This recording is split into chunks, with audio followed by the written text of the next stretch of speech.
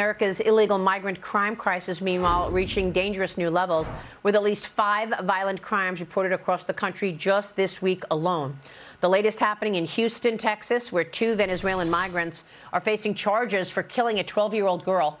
Border Patrol reportedly released one of those migrants into the country just last month.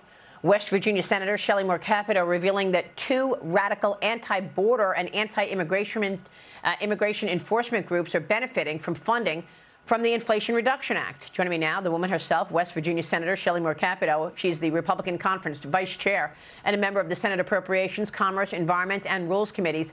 Senator, it's good to see you this morning. Thanks so much for being here. Thanks, Maria. Nice to be on. Thank you. So tell us about your findings in terms of the Inflation Reduction Act. Well, I dug into the Inflation Reduction Act, particularly on the environmental justice side. There are hundreds of billions of dollars that are going out and hundreds of millions in this one fund. And as we looked at it, we started looking at the groups that were getting $50 million. And 2 of these groups are exactly as you portrayed them, very anti-immigration enforcement, very extreme groups that this government, that the Biden administration, through the EPA, is funding to the tune of $50 million. And I think it's a fraud on the American taxpayer, quite frankly. We see the crime that just this week we've seen instances of very violent crime by illegal immigrants. But we also know that with 10 million new people here who we don't know who they are, presents a huge challenge. And these groups are very radical. They protest. They use their money to disrupt. They're anti-police. And in my view, they're anti-American. And yet the Inflation Reduction Act, because it's written so loosely, is sending grants to these organizations in the name of climate change. Well, I mean, Senator, this is incredible. I mean, we're hearing the implications of this priority out of this administration, this climate change agenda. That's having such an impact. And how do your colleagues get away with calling this spending, boondoggle, Inflation Reduction Act? It did not reduce inflation. Well, I don't know. You know that.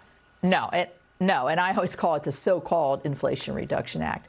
But here's the biggest, I think, hypocrisy here is these are anti-immigration groups that are getting climate funding while the president is supposedly doing asylum reform.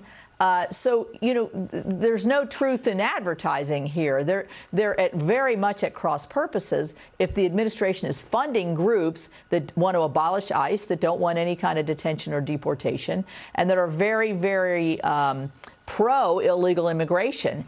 And so you can see, you got to follow the money here.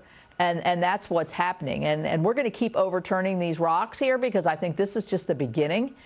It's a lack of transparency. It's not accountability. And it's hypocritical because the president, for political reasons, is saying one thing when his administration is doing exactly the opposite in the name of climate change. I don't know how these people are going to help people with climate change when all they do is protest and sit in the middle of the road and disrupt people's everyday lives and traffic and all those kinds of things. That's absolutely outrageous. And, Senator, even more outrageous is this wide open border and the fact that we are not seeing any acknowledgement of the murder that we are watching and reporting on every day, migrants killing American citizens. It's really, I mean, sad is not even a good description. It's disgusting. And I think obviously you see Venezuelans popping up a lot here. What is the vetting at the border when somebody from Venezuela is actually disrupted in the border? Do we just, obviously this administration just lets them in and then they go, join with gangs and family members that have been engaged in violence in their own country. And now they engage in violence. I think we found that, and as you look at the history of some of these who have perpetrated these violent crimes, if you go back to what they did in their home countries, they're doing the same thing there. And so they're coming here and murdering our young, young mother of 5 in Baltimore, a jogging student in the university near the University of Georgia, Texas. You mentioned. I mean, it's happening everywhere, and I think it's got to stop. But it's at the same time, I don't think the administration is showing the outrage that I think many people feel as they hear these stories one after another. And it's not just the administration, but your colleagues on the left. I mean, they're not showing any admission or acknowledgement that their policies are actually enabling all of this. We've got this new survey from Emerson College on the Hill showing former President Trump is beating President Biden in six key swing states, largely because of this issue. In May, President Biden and the Democrat National Committee raised just $85 million, while former President Trump and the Republican National Committee brought in $141 million in donations, erasing Biden's cash advantage. Trump's campaign now leads the Biden campaign in total money in the bank. Trump on his own has nearly $117 million, while Biden on his own has nearly $92 million.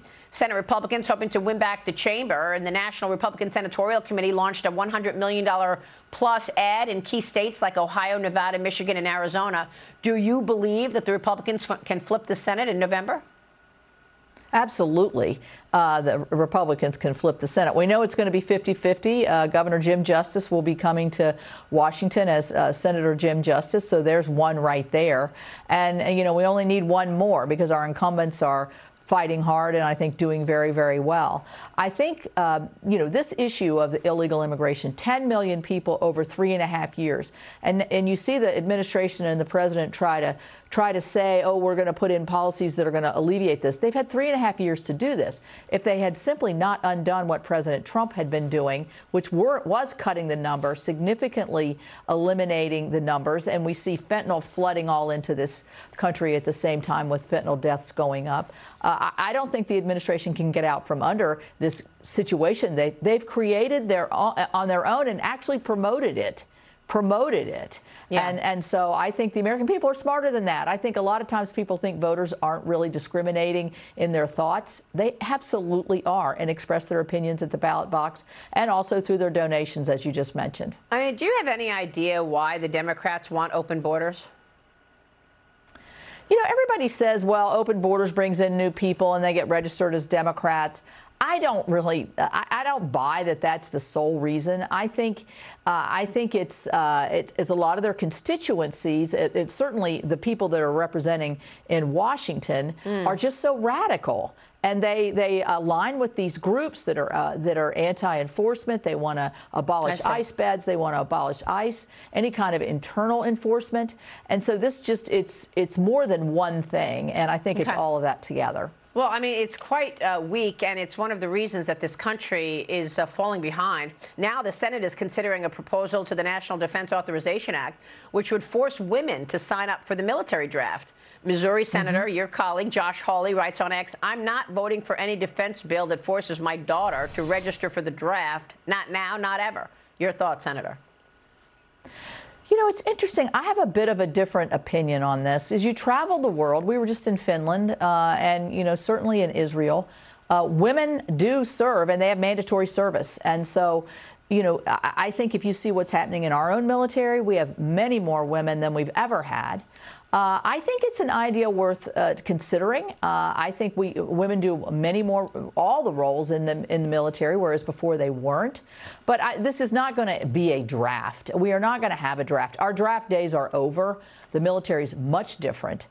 So, you know, maybe it's worth a discussion just to see, so we can see what our men and women as they age into 18 as they register. But I don't know. I don't have a firm opinion on it, but I'm not totally against it. All right, great. Senator, we'll be watching all of that. We so appreciate your time this morning. All right, thanks.